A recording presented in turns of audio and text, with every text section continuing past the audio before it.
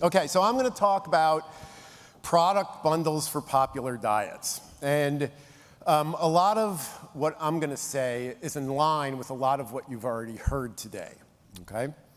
Now, let me preface this by saying that I'm going to talk about these popular diets. That does not mean that I or NeoLife endorse these diets, okay? So what I'm saying is, what we're going to talk about here is, if you are doing one of these eating strategies, then there are certain products that can benefit you, okay? That's all we're saying.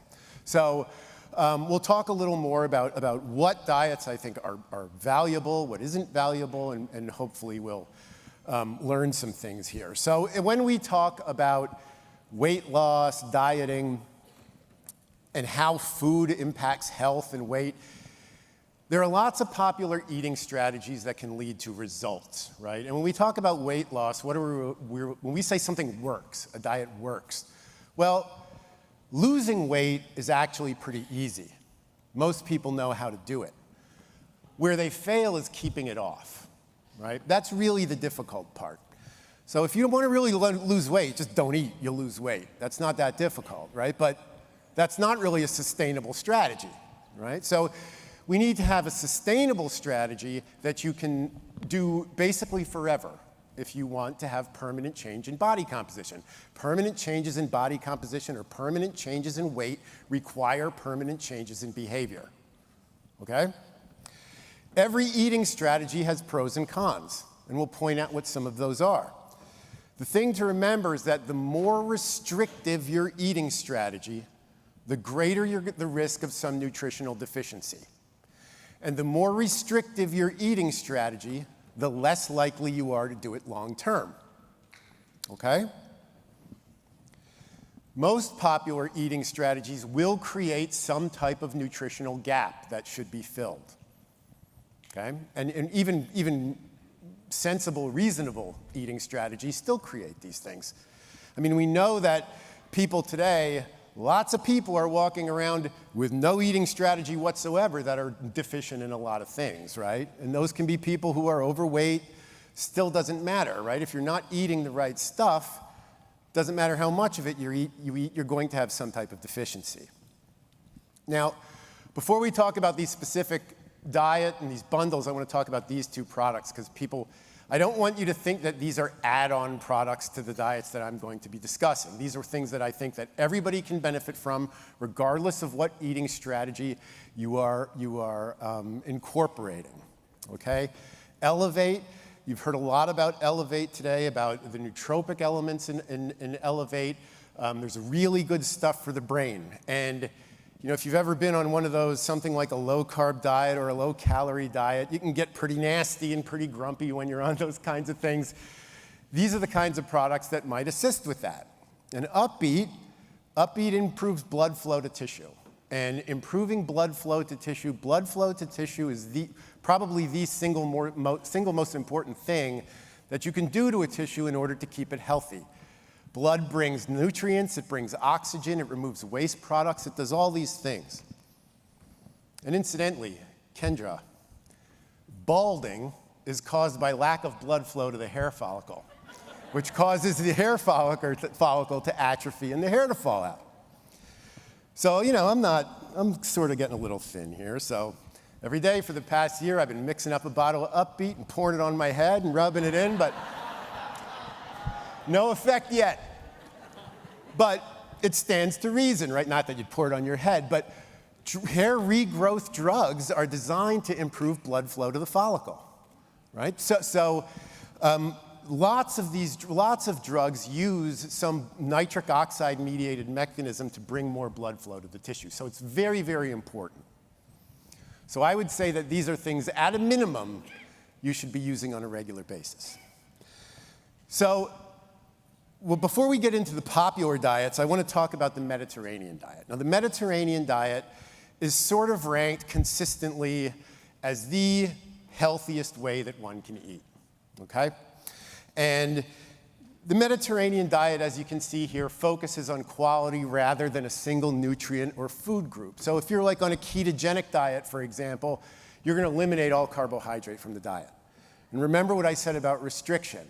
The more restrictive the eating plan, the less likely you are to stick to it long term. The Mediterranean diet is not restrictive. It doesn't say you can't eat this, you can't eat that, right? It's a variety. And because there's not that restriction, it makes it easy to stick to. And remember, I said any diet will help you lose weight as long as you stay in a calorie deficit. This type of eating pattern will help you stay in that calorie deficit because you're allowed to eat fiber and other things that fill you up and are satisfying, okay? So if you asked me which one of these eating strategies I would personally use, it's the Mediterranean diet. Now you'll notice here that, do I have a thing here? No? Do I have a pointer? Not working? Okay. At the bottom here, you'll see it says plant-based, gluten-free, and vegan. It doesn't have to be that, but you can make it that way. You can eat a Mediterranean diet that is plant-based, gluten-free, and vegan, but it doesn't necessarily have to be that way. So I looked up a review article just because that was in US News and World Report, which isn't very scientific, so I figured I would pull up a review article looking at the Mediterranean diet. Better conformity with the traditional Mediterranean diet is associated with better cardiovascular health outcomes, including clinically meaningful reductions in stroke, heart disease, coronary problems. So what that means is the more you eat this way, the Mediterranean way, the less likely you are to experience any of these cardiovascular problems. This is a review article from 2019. So consistently, the Mediterranean diet has been shown to be the healthiest way to eat, all right? And that would be what we would endorse, or what I would endorse. Okay, and this is sort of what that looks like. And you can remember from Liz's talk, she was talking about the importance of grains and fiber and fruits and vegetables, good fats. All those things are at the base, are basically at the foundation. But you'll notice that towards the top of the pyramid, you see things like eggs, cheese, poultry, yogurt, daily to weekly, and then small amounts of red meat. So animal products are absolutely included in the Mediterranean diet on a regular basis. Okay? So these are the eating strategies that we're going to talk about today. We're going to talk about vegan and vegetarianism, ketogenic or low-carb diets. We'll talk about intermittent fasting, and finally we'll talk about paleo or carnivore, those type of meat-based diets. Okay, so first let's talk about vegan and vegetarian. Now remember, as we go through this, remember what I said in the beginning. Ask yourself, how restrictive is this way to eat? Is a vegan diet restrictive? Yeah, it's very restrictive, right? Because you're saying you can't eat anything that has an animal product in it. That eliminates a lot of foods that you can eat. Now, if you talk to most vegans, my daughters are both vegan. If you talk to vegans, they'll say, well, there's lots of things I can eat. Yeah, that's true. But there's not nearly as many things you can eat as if you weren't vegan, right? So you have to realize and accept the fact that a vegan diet is a very restrictive way to eat, and you are likely to have nutritional gaps because of it, okay? Now, that doesn't mean that it's a bad way to eat. If everybody in the United States took up a vegan diet, the population would become much, much more healthy, right? But that doesn't mean that on the individual level, there aren't certain things that are missing, okay? A vegan diet, potentially, you have low protein intake, right? If you are only eating protein from or from plant sources, that is potentially going to be a problem for you, okay? The protein is of low biological quality. You know, the only complete plant-based protein is soy. So if you're eating other types of plant-based protein, you're not getting all the amino acids that are necessary to make that a complete protein, okay? Low energy intake due to low calorie intake, micronutrient deficiencies just due to a limited variety of what you eat. So what products would be helpful for this? And again, when I put these bundles up here, don't think that you need to be taking everything on here. These are just products that will help with this eating style, okay? Vegan protein, that should be obvious, right? If you're a vegan and we're talking about the importance of protein, eat the vegan protein, right? Okay. This is a biologically complete protein, meaning it has all the amino acids in it. So this is a very good product to be taken if you're a vegan. Vegan D, vitamin D. We've talked about vitamin D. You've heard that quite a bit, right? Most Americans are deficient in vitamin D, just all of them in general, whether you're trying to get it or not. So that's an obvious one. There aren't a whole lot of vegan multivitamin options, but Vita-Squares here is not, technically it's not vegan because the vitamin D is from lanolin, which comes from sheep, but the sheep aren't killed or harmed or in any way. So, you know, if you're a vegan, but you're, that might be okay for you, right? And then finally, the NeoLife bars, 17 vitamin and minerals, 100% vegan, 10 grams of protein, 5 grams of fiber. These are great things to be eating if this is if veganism is where you're at, okay? So let's talk about the ketogenic diet, the belle of the ball. So ketogenic diets and very low carbohydrate diets, there's a significant difference between the two. With a ketogenic diet, you're eating really, really low carbohydrate, less than 50 grams a day, but you're eating enormous amounts of fat, 75 to 80% of your calories from fat, okay? Now, that's pretty gross if you've ever tried to do that. There's not a whole lot of things to eat. So again, is that restrictive? Yeah. 75% of your calories from fat? Yeah, that's restrictive, right? Now, unless you love just walking around drinking olive oil, then you know, that's going to be difficult to stick to long term. And that is the biggest problem with ketogenic diets is people just can't stick to them long term. So a sort of modified version of that are low carbohydrate diets, which actually can make a lot of sense. I mean, it's probably the case that Americans eat too many carbohydrates, especially processed carbohydrates. But it's also the case that we eat too much fat, we eat too much food, okay?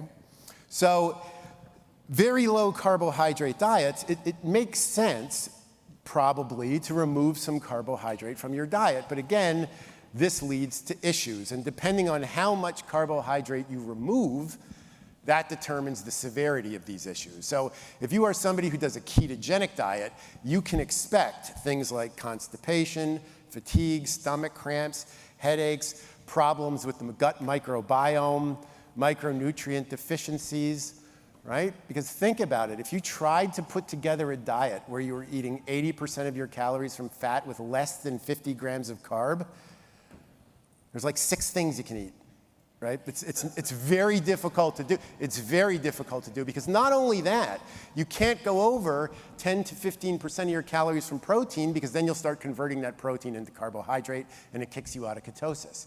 So you can't even eat a lot of protein on a ketogenic diet.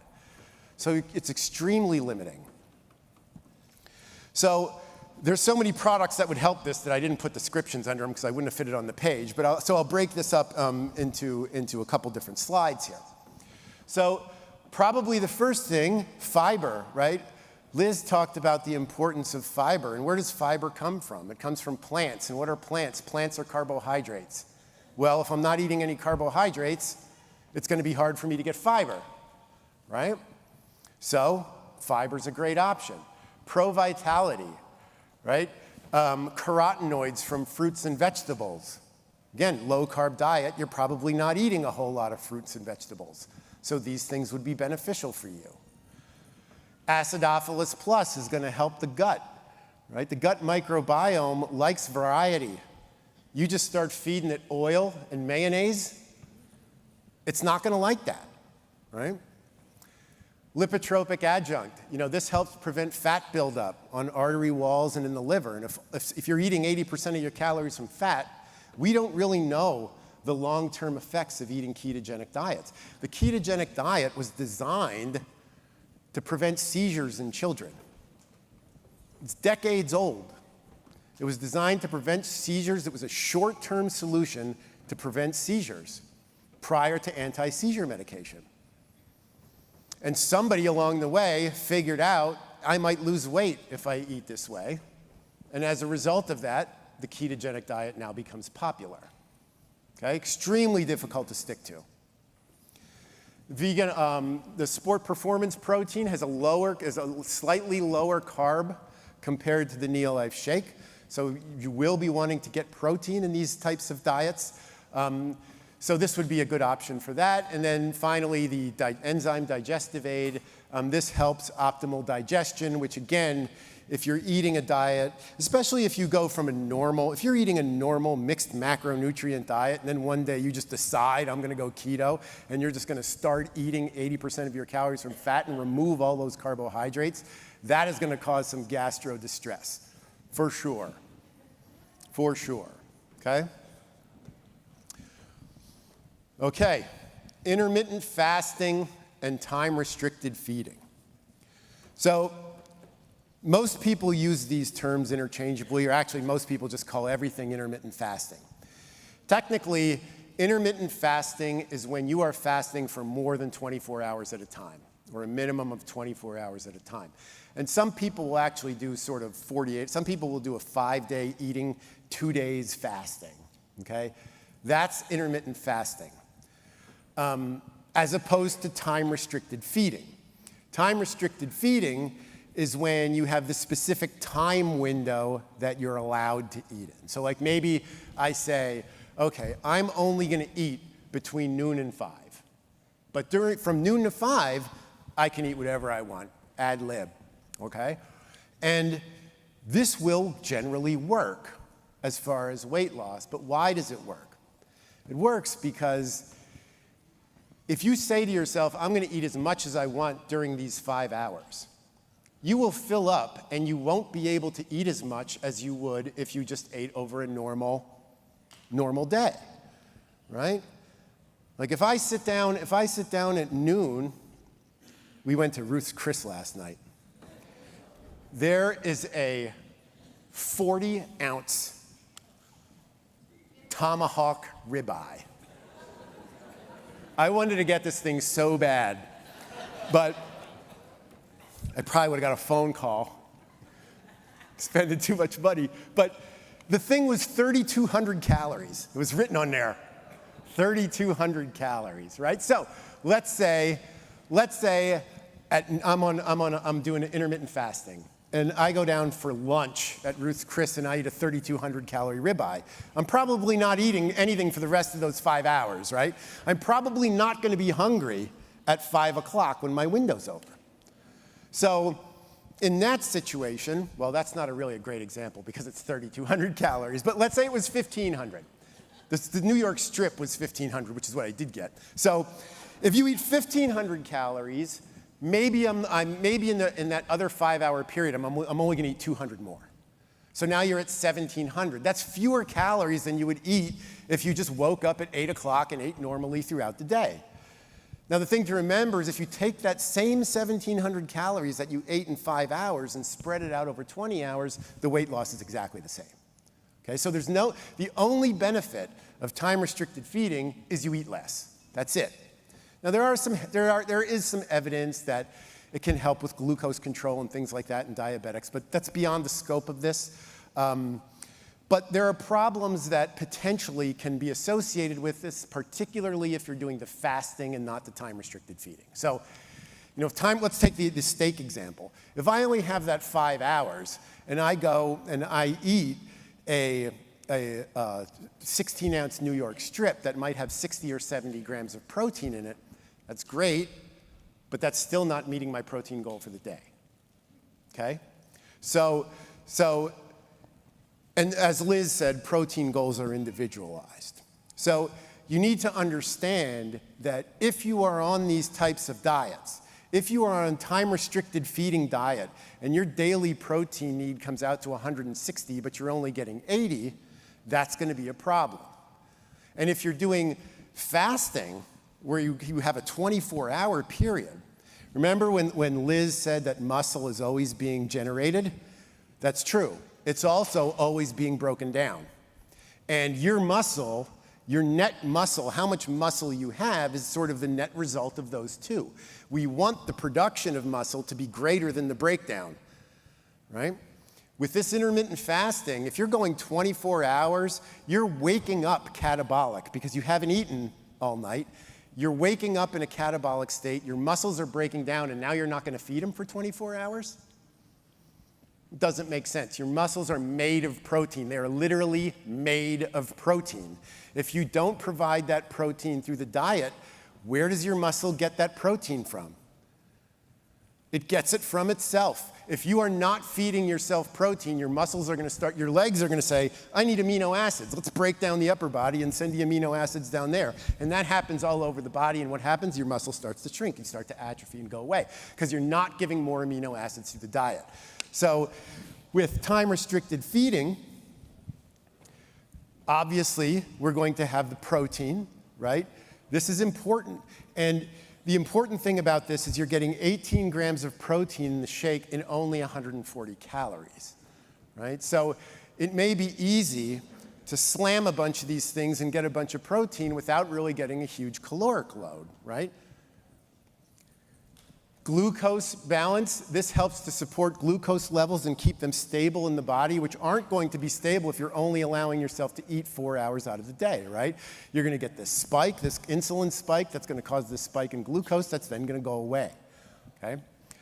And then finally, pro-vitality will help you get all those things that you're probably not going to be eating during that 5-hour window. Because think about this, if you're in a time-restricted feeding type of eating pattern, and during that 5 hours you decide you're going to eat a whole bunch of fruit and vegetables, that may not be the smartest thing to do, right? Because what is that fruit, those cruciferous types of foods with all that fiber, they're going to fill you up.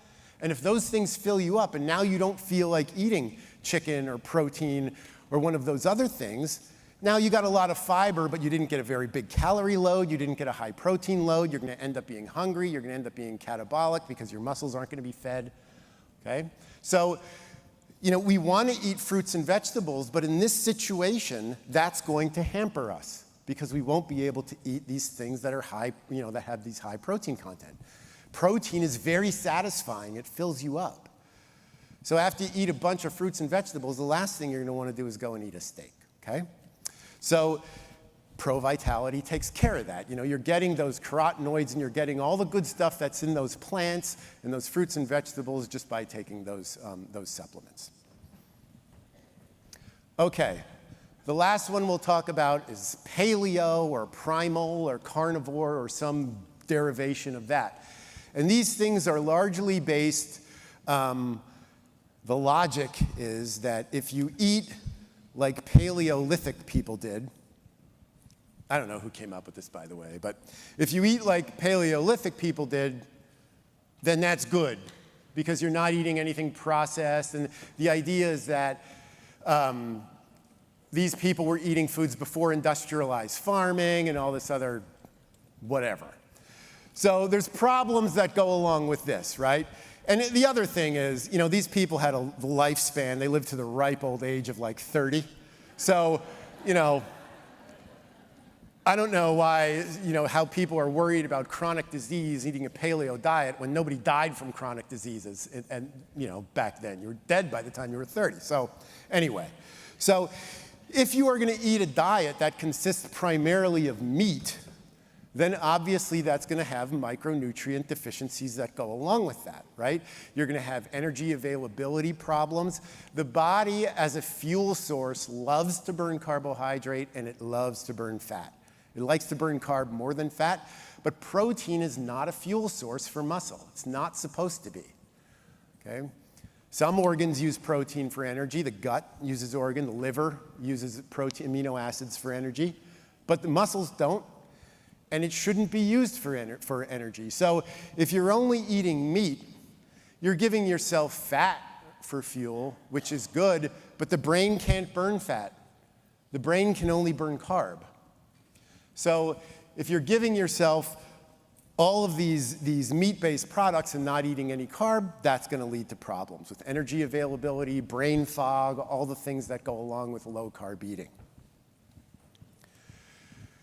So most of these things you've seen before, right? Fiber, you're not getting fiber if you're eating a carnivore diet. You're probably going to have some type of gut microbiome issues because you're not eating any carbohydrate, you're just eating meat. Pro-vitality takes the place of all those fruits and vegetables that you're not eating. And then Lipotropic Adjunct, as we said before, helps prevent fat buildup. If you're eating a carnivore or a paleo diet, you're eating a lot of fat, right? There's no getting around it. And then finally, the digestive aid will help with any of those issues that you have related to eating these high meat diets or any type of high protein diet. I mean, you know, I'm sure many of you have tried to eat 200 plus grams, somewhere around there. You don't want to be in an elevator with that person, you know, who's eating 200 grams of protein, right? It's rough. It's tough on you. It's tough on you. So you know, when people say how much protein you eat, I say, eat as much as you can handle or as much as your spouse can handle you eating, right? So, you know, that's just, there's no getting around it. Okay, so if I had to sum this up, all eating strategies can benefit from some type of nutritional supplementation. No question about it. This is probably the most important thing to remember. The greater the degree of dietary restriction, the greater the need for supplementation. And think about it. When I put up the ketogenic diet, which I would say is the most restrictive, that one had the most products up there, right? Right. So you run the risk of having the greatest nutritional deficiencies when the diet is at its greatest level of restriction, whatever eating style that is. And finally, while all these different diets can lead to improved health, and honestly, most diets will lead to improved health solely through the fact that they make you lose fat. Fat itself, body fat, is inflammatory. And when you lose fat, markers of cardiometabolic health go up, regardless of how you lose that fat. But that does not mean that that's the optimal way to lose that fat, okay? So still, the Mediterranean diet is the least restrictive. And as we said, in order to lose weight, you must create a calorie deficit. You have to create a calorie deficit. Why does time-restricted feeding work? Because you eat less throughout the day. Why does a ketogenic diet work? Ketogenic diets work because when you are actually in ketosis, you don't get hungry. It removes your hunger. So if I'm only eating 1,000 calories a day and it's, you know, oil and steak, I'm not going to be hungry if I'm in ketosis. But that's not necessarily a good thing, right? Hunger is a signal that tells you I need fuel. I think when you're in a ketosis state, it's a protective mechanism because the body's thinking, well, I don't have any food around or you'd be eating it, so I'm just going to make you not hungry. So the Mediterranean diet is the one where you can eat in a caloric deficit but still have the greatest amount of variety and still check all your boxes in terms of protein consumption, fruit and vegetable consumption, fiber consumption. None of that is restricted, okay? So when you're picking an eating strategy, pick one that doesn't have a lot of rules, right? The ones that have a lot of rules are the ones that are the hardest to stick to. Anything that's hard to stick to is not going to be sustainable. I always tell people, if they're trying to lose weight, think about what you're doing right now to try and lose weight. If you can't picture yourself doing this for the rest of your life, quit and do something else, because you won't be successful. 100% of the time, you won't be successful. It must be something that results in a permanent change, right? Permanent changes in body composition require permanent changes in behavior. Dig? All right.